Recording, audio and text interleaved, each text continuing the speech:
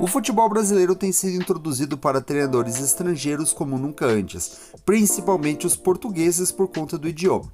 E vem o questionamento: os treinadores portugueses realmente têm tido sucesso, todo esse sucesso que parece? Nós vamos analisar aqui os portugueses que foram bem, assim como os que fracassaram aqui no Brasil, e vamos ver que reflexões que nós podemos tirar disso. Dos que deram certo, o primeiro que eu vou mencionar é Abel, e não preciso dizer muito, apenas que ele tem 2 Libertadores, uma Copa do Brasil, um Brasileirão, 2 Campeonatos Paulistas, uma Recopa Sul-Americana e uma Supercopa do Brasil. Daí não tem muito o que falar. O outro é Jorge Jesus, que fez 6 meses incríveis aqui no Brasil, vencendo a Libertadores e o Brasileirão. Talvez os melhores 6 meses de um time na história recente do Campeonato Brasileiro. Deixou o Flamengo para comandar o Benfica em 2020 e deixou o novo Jorge Jesus para aparecer e fazer algo parecido.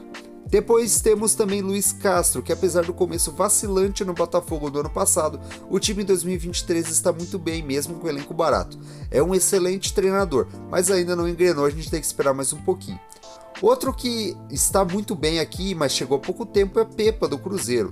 Ele já vem impressionando com bom trabalho. O Cruzeiro vinha muito mal no estadual com o Pesolano, mas assim que o Pepa assumiu, o time mudou de cara. Mas ainda é muito cedo ainda para avaliar muita coisa.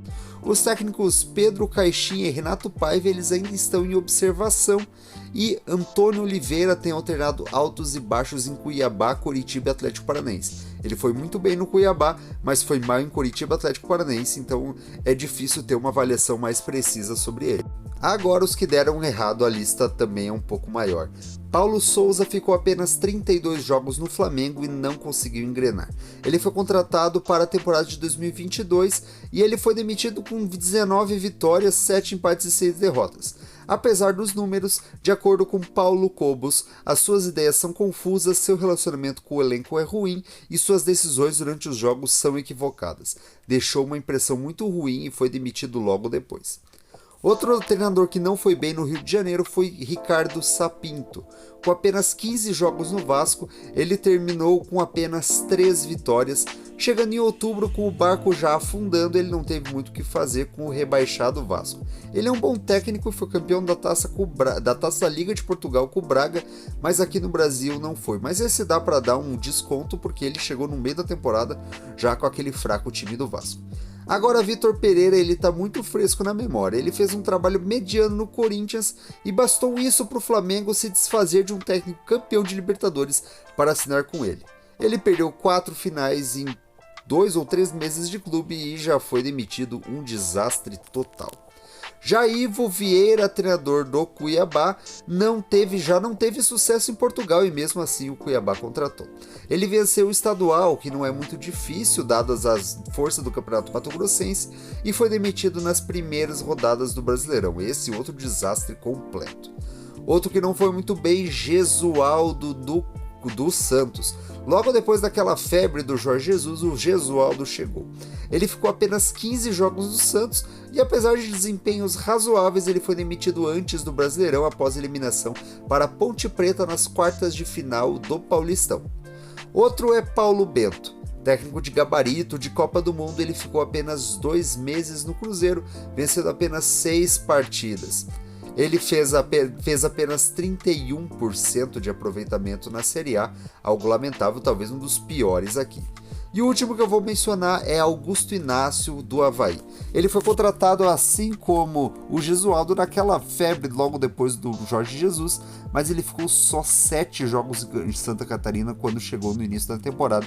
Não deu nem um pouco certo o técnico Augusto Inácio. Treinadores que vieram aqui tiveram genuíno sucesso destes portugueses foram apenas 3, se considerarmos que Luiz Castro continuará a treinar bem o time do Botafogo.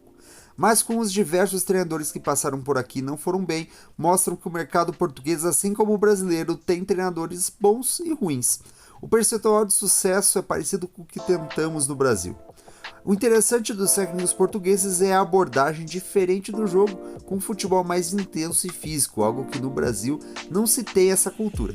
Esses times intensos e aliados à boa técnica foi o que fez o Palmeiras de Abel Ferreira o melhor time dos últimos anos e o Flamengo de Jorge Jesus, que por um período de tempo foi simplesmente imparável. É interessante para o futebol brasileiro continuar a contratar técnicos estrangeiros, principalmente os portugueses, por conta do idioma e também tem uma facilidade de adaptação. Além disso, tem toda aquela futebol interessante praticado pelos europeus, que às vezes é bom a gente ver aqui no Brasil. Mas antes de tudo, há de se verificar o histórico do treinador e o time que ele treinava antes, porque senão nunca vai dar certo. Isso mostrou que os treinadores que antes tinham um certo sucesso, eles chegaram bem aqui no Brasil. Sem contar que Abel Ferreira e Jorge Jesus já tiveram sucesso antes de vir. Este aqui é o vídeo de hoje e até a próxima.